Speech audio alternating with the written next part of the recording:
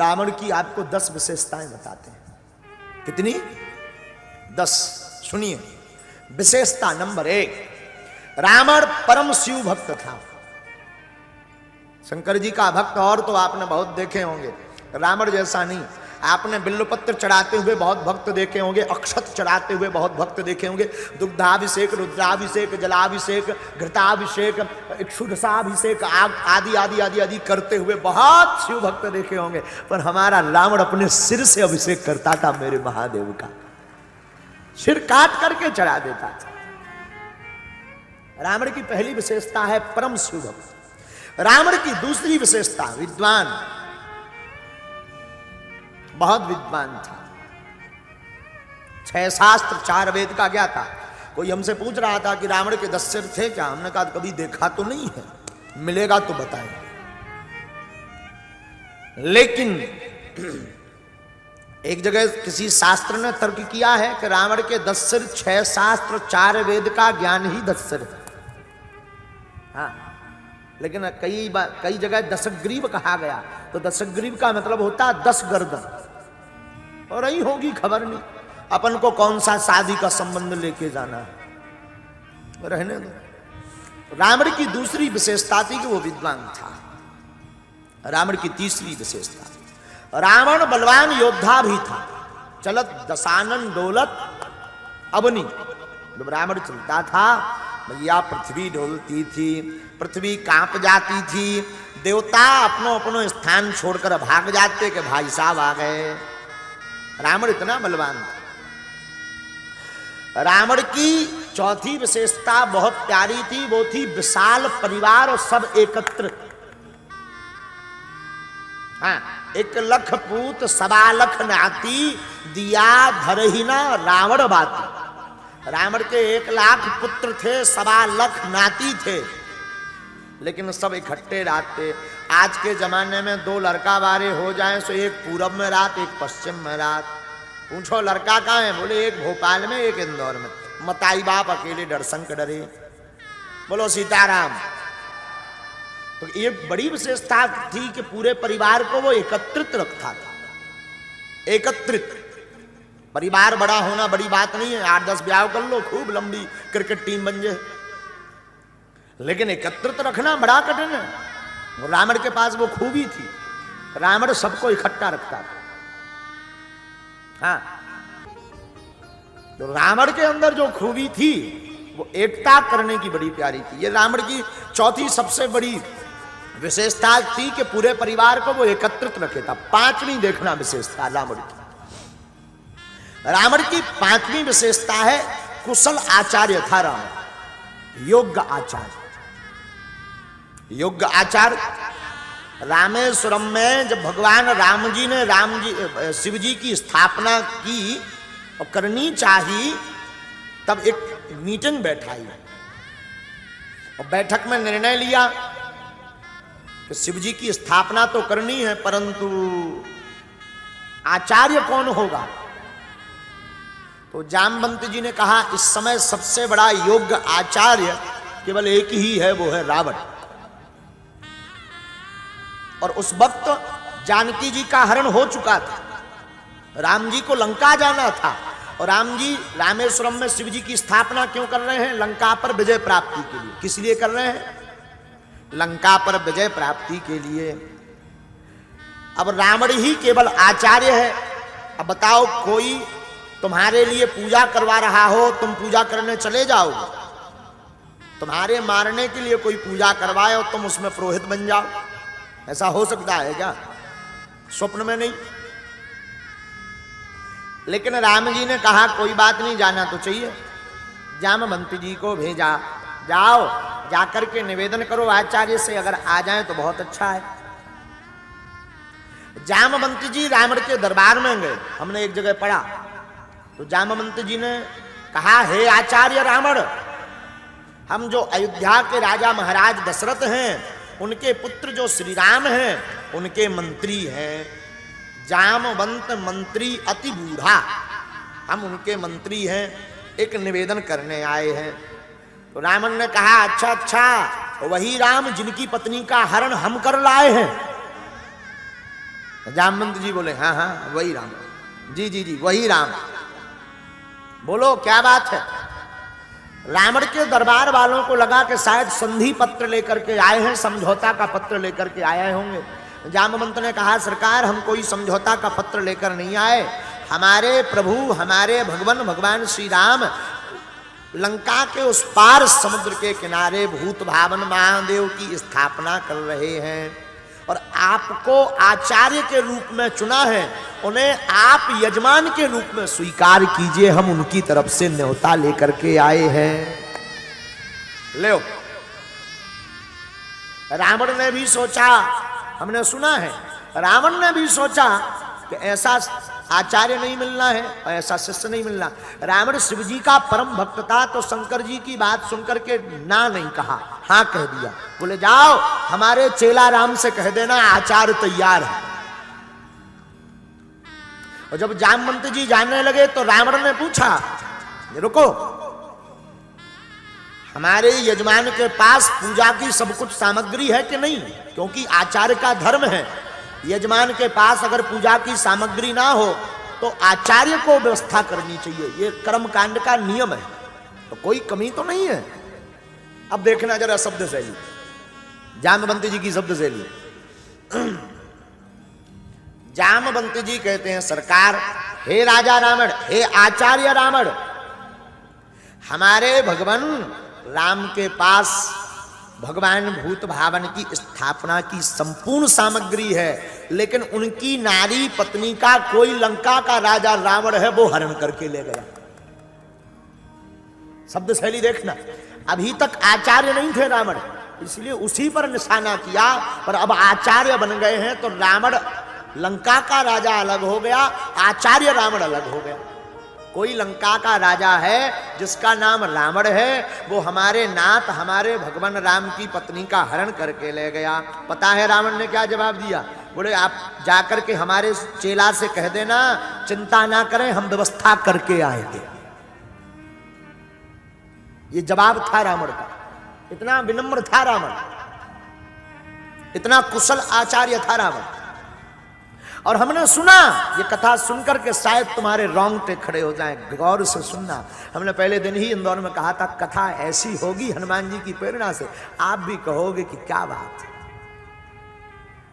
रावण, हमने सुना है कि रावण जब आचार्यत्व रूप स्वीकार करता है, मुहूर्त निकालता है, तो जानकी के पास जाता है।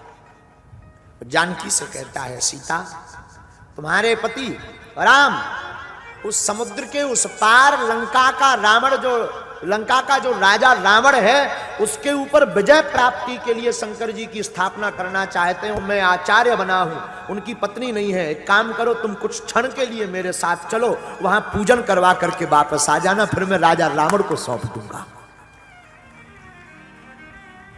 और हमने सुना रावण अपने पुष्पक विमान पर बैठा करके जानकी जी को उस पार लेकर गया। तो भगवान राम ने रावण की अगवानी की, क्योंकि आचार्य थे। तो राम जी ने प्रणाम किया रावण को, और प्रणाम करके कहा आइए भगवान आचार्य पधारिए, श्रेष्ठ पधारिए। और जैसे ही रावण आया तो रावण ने कहा अर्धांगिनी की व्यवस्था हुई, राजा रावण ने दी। राम जी बोले नहीं, यहां तो अकेले ही राम है। रावण आचार्य रावण कहता है कोई दिक्कत नहीं, वहां पुष्पक विमान पर हम कुछ देर के लिए उधार लेकर आए हैं, जानकी जी को लिवा करके आ जाओ। और राम जी जानकी जी को लेकर के आते हैं और वहां पर रामेश्वरम में स्थापना होती है। और रावण ऐसी स्थापना करते हैं, और जब नामकरण की बारी आती है तो रावण नाम रखता है रामेश्वरम, रामस्व ईश्वर सा रामेश्वरम। राम जी के जो ईश्वर हैं वही रामेश्वर है। तब तक शंकर जी प्रकट हो गए, ए रावण रुको, तुम हमारे चेला हो, आचार्य के पहले। रामस्व ईश्वर सा रामेश्वर नहीं, राम ही जिनके ईश्वर हैं वो रामेश्वर। और इस बात की पुष्टि रामायण में भी, लिंग थाप विधिपति कर पूजा, शिव समान प्रिय मोहिना दूजा। और रावण जानकी जी को वापस भी ले गया। इस कथा से यह आशय निकला कि रावण कुशल आचार्य था, योग्य आचार्य। ये 5वां लक्षण है रावण का। 6वां सुनिए, आज ये बहुत अद्भुत बात होगी कि रावण भी ऐसा था। छठवां लक्षण, रावण, आहा पधारिए पधारिए, विराजे विराजे। छठवां, रावण शास्त्रों का रचयिता भी था, ज्ञाता तो था।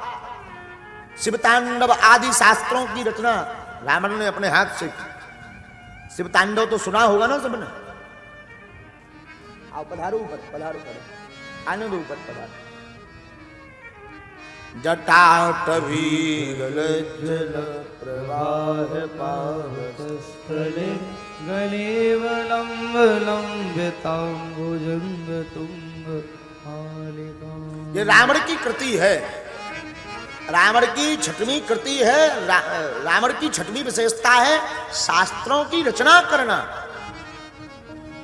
जटाटवी गलज्जल प्रवाह पावतस्थले गलेवलंबितांबुजंग तुंग हालिका। गलेवलंबितांबुजंग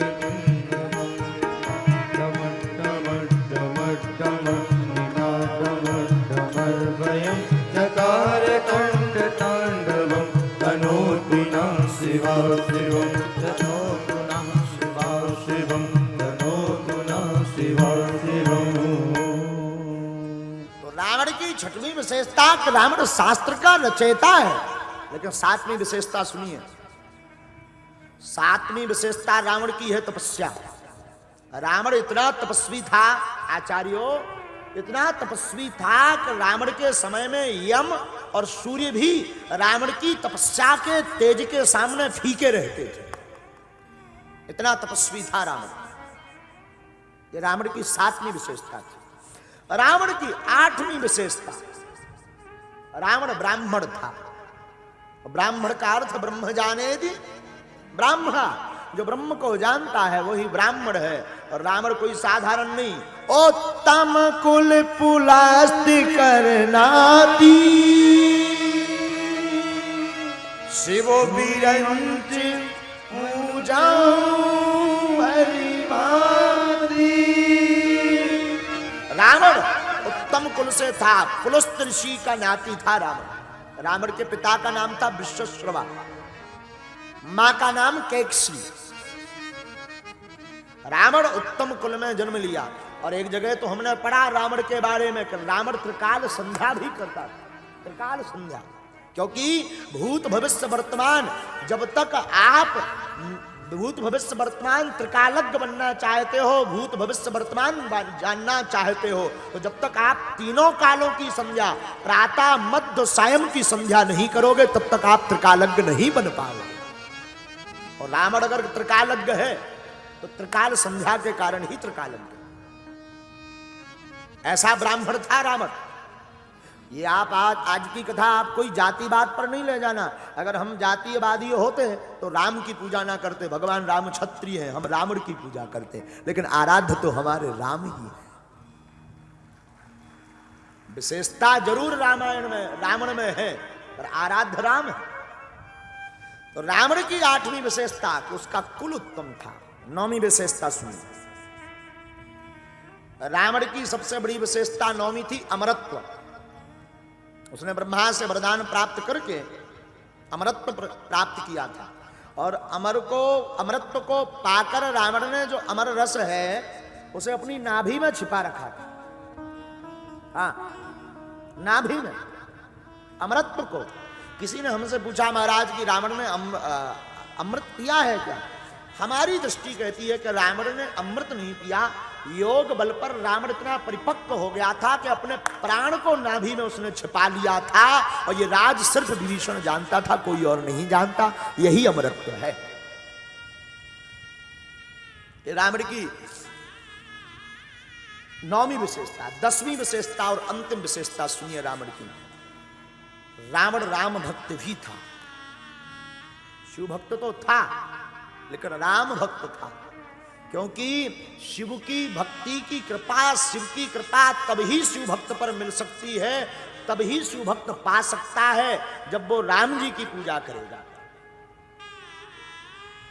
शिवद्रोही मम दास कहावा, रामायण कहती है शंकर शिवस्व हृदयम राम रामस्व हृदयम शिवा। राम जी का जो हृदय है उसमें शिव जी विराजमान है, और शिव जी का जो हृदय है उसमें राम जी विराजमान है। तो शंकर जी की तभी कृपा रावण पर हुई जब रावण ने राम जी की अर्चना वंदना की, तब शंकर जी प्रसन्न भये, तब दर्शन दिए। ये रावण की 10वीं विशेषता। रावण शिव भक्त भी था। रावण इन 10 विशेषताओं को पाने के बाद भी जीवित नहीं रह सका। बोले क्यों? बोले अभिमान। अहंता एक ऐसा विष है, अहंता एक ऐसा जहर है, अहंता एक ऐसा कीड़ा है, अहंता एक ऐसा रोग है जो ला इलाज है। अहंता का तो सिर्फ इलाज यह है पतन।